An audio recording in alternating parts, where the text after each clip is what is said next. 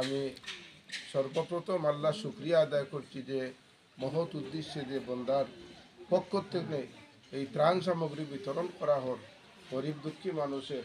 আল্লাহ তাবারাকা ওয়া তাআলা যেন তার ভবিষ্যৎ জিন্দেগি উজালা করেন এবং দীর্ঘায়ু হায়াত দান করে ভবিষ্যতে আরও বেশি বেশি করি এই ত্রাণ সামগ্রী বিতরণ করার তৌফিক দান করার জন্য আমি শুকরিয়া আদায় করি। সবাই বলেন আলহামদুলিল্লাহ। উপস্থিতি আল্লাহ তাবারাকা ওয়া তাআলা কালামে কাদিমে ঘোষণা করছেন, ওয়ায়ুতিমুত তাআমা আলা হুব্বিহি, তোমরা কি করো, মিসকিনা ও ইয়াতীমা, তোমরা ইয়াতীমরে অসহায়দেরকে মহব্বত করো, মায়া করো, তাদেরকে খাবার দান করো, খাবার খাওয়াও। এই যে ধারাবাহিকতার ঘোষণা আল্লাহ তাবারাকা ওয়া তাআলা দিয়েছেন, সমাজের মধ্যে আমরা যে প্রচলিত আছে, আল্লাহর বন্দা জনাব আব্দুর রশিদ বাবু মিয়া সাহেবের সুযোগ্য সন্তান খালি এই ত্রাণ সামগ্রী না শীতবস্ত্র বিতরণ করেন, বিভিন্ন সময়ে বিভিন্ন অসহায় মানুষের আবদার পূরণ করতেও আল্লাহর বন্দা বিদেশ জমিত থেকে লন্ডন প্রবাসী থেকে যার যতটুকু সামর্থ্য আছে আমার জানা মতো সব মানুষের সহযোগিতা সহায় সহযোগিতা করে থাকেন। আল্লাহ তাবারাকা ওয়া তাআলা এই সহযোগিতারে কবুল করুন।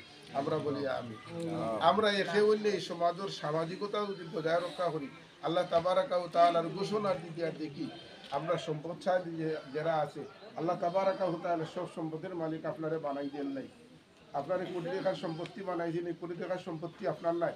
এই কোটি টাকার সম্পত্তির মধ্যে এতিম মিসকিনের হক আছে।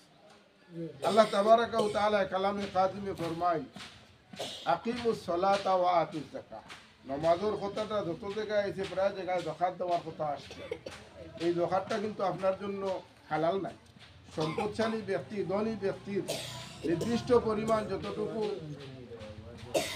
সম্পদের প্রয়োজন আছে, এই সম্পদ পরিপূর্ণ হয়ে গেলে কি 1 বছর তার কাছে মজুদ থাকলে 7.5 কোটি স্বর্ণর পরিমাণ, এর পরবর্তী সম্পদটা কিন্তু তার জন্য বৈধ না। এর মধ্যে জকাত যেটা আছে, জকাত প্রাপ্য যারা, এই জকাত প্রাপ্য মানুষের হকটা তার উপরে আছে, সেই হকটা আদায় করতে হবে।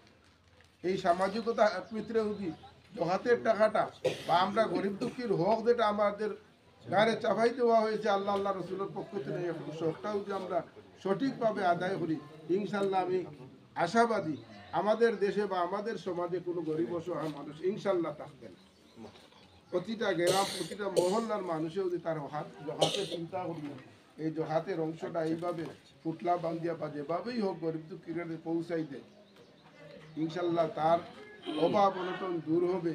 এই সমাজেরও আর্থিক অসহায় মানুষ অনেক ফায়দাবান হইবে, চিকিৎসার খাতে হোক, খালির দিক দিয়ে হোক, লেখাপড়ার দিক দিয়ে হোক, অনেক মানুষের সহযোগিতা পাইবে। আর যেই জকাত যার উপরে খরচ করা হয়েছে তার মালটা পবিত্র হবে, তার জন্য তার মালটা হালাল হবে।